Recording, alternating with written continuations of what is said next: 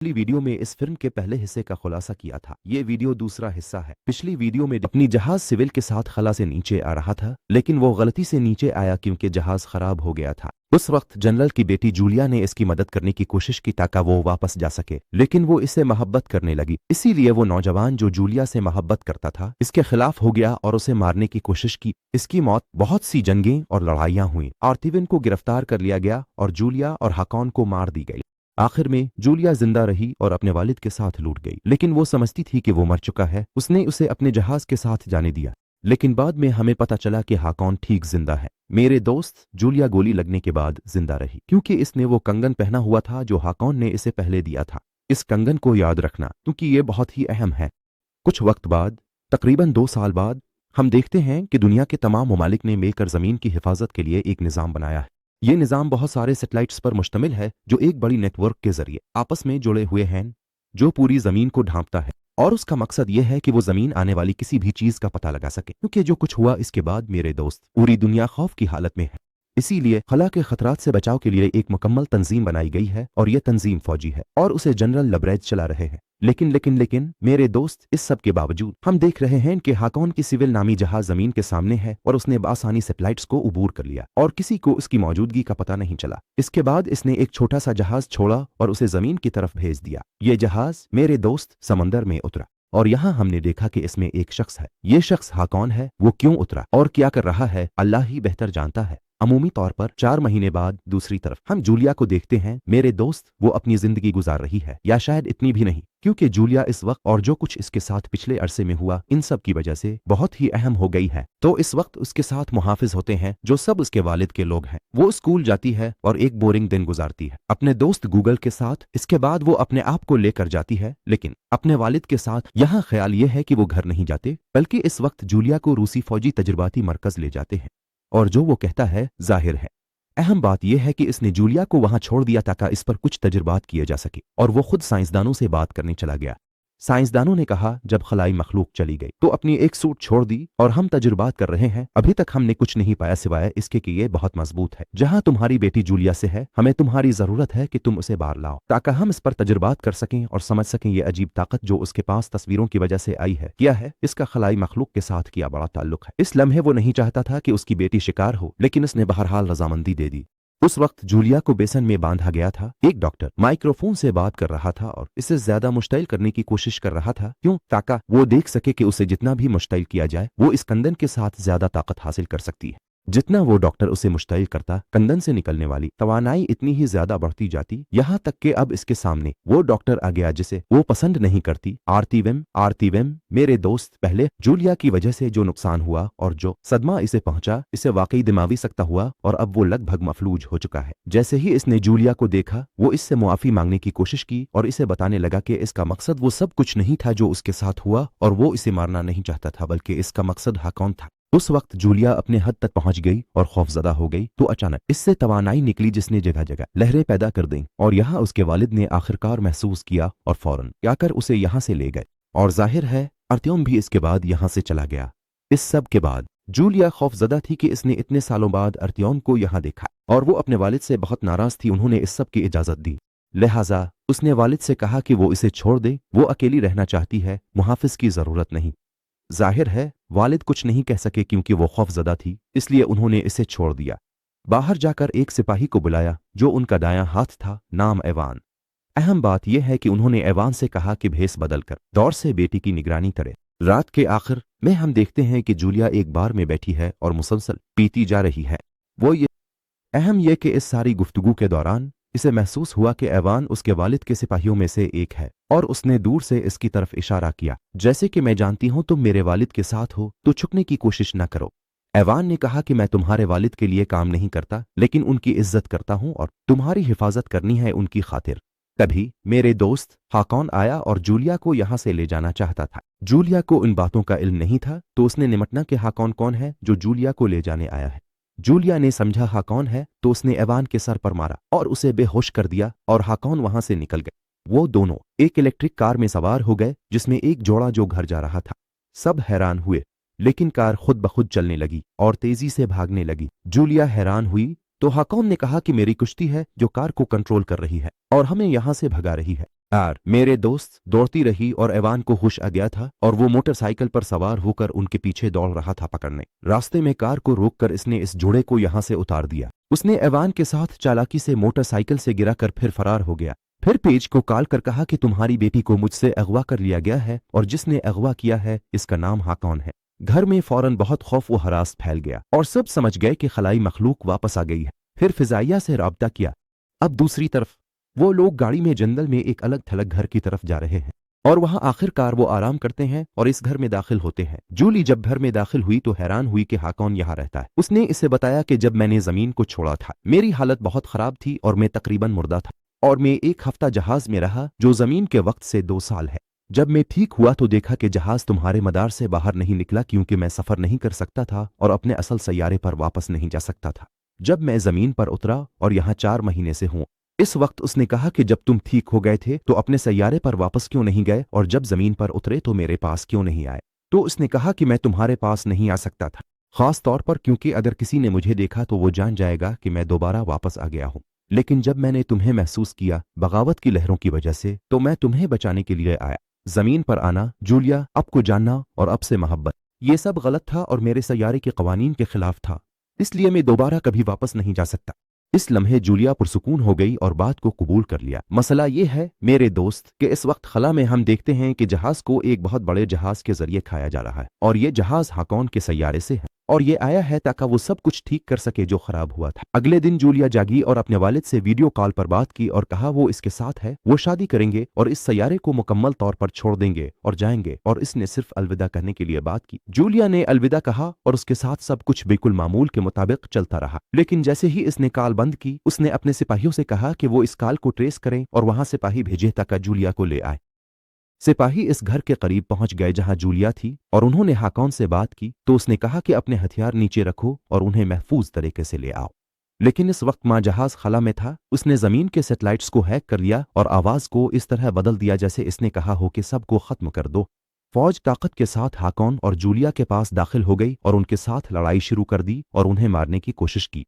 वो पागल हो रहा था कि फौज इसकी बात नहीं सुन रही और उसकी बेटी को मारने का इरादा रखती है, तो उसने अपने साथ ईवनों और कुछ फौजी लिए और अपनी बेटी को बचाने के लिए निकल पड़ा। जबकि हाकॉन ने कुछ फौजियों को मारा और जूलिया को लेकर झेल की तरफ भाग गया। वहां झेल का हाकिम सामने आ गया। अपनी कश्ती जो वो खला से लेकर आया था सवार हुआ। जूली भी सवार होने वाली थी। इस पर गोली चलाई गई। जूलिया ने पकड़ लिया और वो जगह से तेजी से उड़ गया। बात यह है कि मामला यही नहीं रुका और फिजाई दिफाई फोर्सेस ने हाकॉन पर मिसाइल दागे क्योंकि उन्हें हुक्म मिला था। हालांकि जो ये हुक्म दे रहा है वो बिल्कुल और हक़ता अब इंतहाई तेजी से अपनी बेटी को बचाने के लिए जा रहा है और उसी वक्त वो पागल हो रहा है और मुसलसल सिपाहियों से हमला रोकने की दरख्वास्त कर रहा है, लेकिन कोई उसकी बात नहीं सुन रहा। दूसरी मुश्किल ये थी कि इस वक्त सिपाही इसकी कैद की तरफ वापस जा रहे थे तो उसने एक सिपाही को चकमा दिया, वर्दी पहनी और फौरन वहां से फरार हो गया। जबकि हाकॉन मुसलसल भाग रहा है। वो अपनी कश्ती से कोशिश कर रहा है कि उसे समझाए कि क्या हो रहा है। कश्ती ने हाकॉन को जवाब दिया और कहा कि तुम तबाह हो चुके हो और अगर तुम अपने वतन वापस जाना चाहते हो तो तुम्हें मरना होगा। इस लम्हे हाकॉन ने राब्ता मुनक़ते कर दिया और भागता रहा। लेकिन अचानक लहरें इस पर आ गईं और उन्होंने इस पर इतनी ज्यादा मिसाइल बरसाए कि इसकी कश्ती को मुकम्मल तौर पर पानी से बाहर फेंक दिया और जमीन पर गिरा दिया। और इस लम्हे एक और तैयारा उनको मुकम्मल तौर पर खत्म करने वाला था। लम्हे में अपनी चाल बदली और इस तैयारे को पकड़कर हमला किया जब तक कि वो तबाह नहीं हो गया। और हाँ, अर्योम बदला लेने नहीं आया बल्कि माजी की गलतियों को दुरुस्त करने आया है। जो कुछ हुआ इसके बाद इसने जूलिया को ले लिया क्योंकि वो जख्मी थी और अब वो उसे एम्बुलेंस ले जा रहा है और उसने अपनी वर्दी छोड़ दी थी और वो भी एम्बुलेंस के पास बैठा था। जब हाकॉन ने देखा कि जूलिया इसके साथ जख्मी है तो वो मदद करना चाहता था। कहा कि अब हमें बहुत ज्यादा पानी की जरूरत होगी और बागी खुद ही इसका इलाज करेंगे। अब उन्होंने उन्हें लिया और एक आदमी की गाड़ी जो सड़क पर चल रही थी रोक ली और गाड़ी लेकर पानी लेने चले गए। रास्ते में वो मुसलसल कहता रहा कि पुलिस और फौज क्यों हमला कर रहे हैं जबकि तुम लोगों ने कुछ नहीं किया। तो उसने कहा क्योंकि ये फौज नहीं है। उसने कहा कि हमारे सैयारे की एक कश्ती जिसका नाम है मैं सिविल की कश्ती पर कब्जा कर लिया है और वो हमें मारना चाहती है, खास तौर पर जूलिया को क्योंकि मैंने इससे मोहब्बत की और इसे अपने बागी दिए और ये सब हमारे प्रोटोकॉल की खिलाफ वर्जी है। लिहाजा कश्ती तमाम सैटेलाइट्स को हैक करेगी और कुछ भी कॉपी करेगी ताकि हमें मार सके।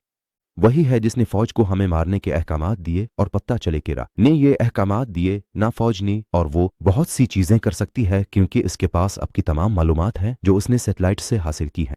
जाहिर है ये बातें वाकई बहुत परेशान कुन हैं, लेकिन इसने अपना रास्ता जारी रखा। अब दूसरी तरफ एक गाड़ी आ चुकी थी, लेकिन वो खाली होने की वजह से काफी देर हो चुकी थी। जाहिर है वो हैरान हुआ, क्योंकि वो जानता था कि करंट इस गाड़ी का पीछा कर रहे थे, क्योंकि इसमें जूलिया थी। तो फिर वो कहाँ गए?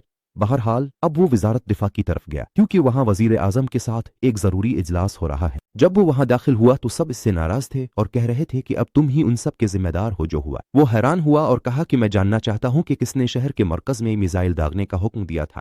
तो सबको अब पता चला कि यह हुक्म इसने दिया था। फिर उन्होंने इसकी आवाज की रिकॉर्डिंग सुनी जिसमें वो ये अहकामात दे रहा था। तो जाहिर है वो बहुत गुस्से में आ गया, लेकिन इसने सब कुछ समझ लिया। अब जब सब ने टेलीविजन पर देखा तो नीमू कह रहा था कि दारुल हुकूमत में एक बड़ा रिहायशी इलाका तबाह कर दिया गया है, बहुत से लोग जख्मी हुए और मर गए, और ये सब जूलिया ने क्या।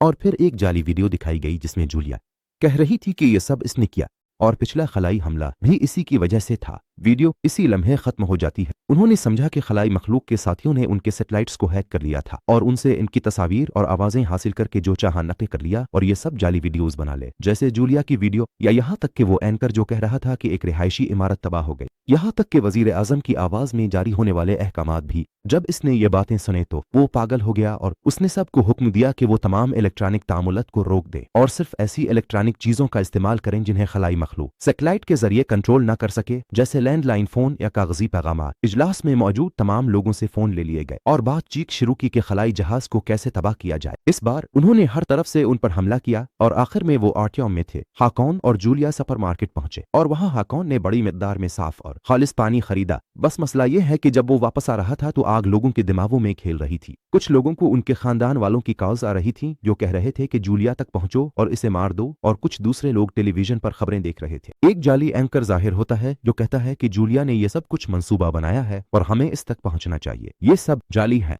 वो तेजी से भागा अर्त्योंग और जूलिया के साथ गाड़ी में बैठ गया और फरार हो गए। वो कहाँ गए?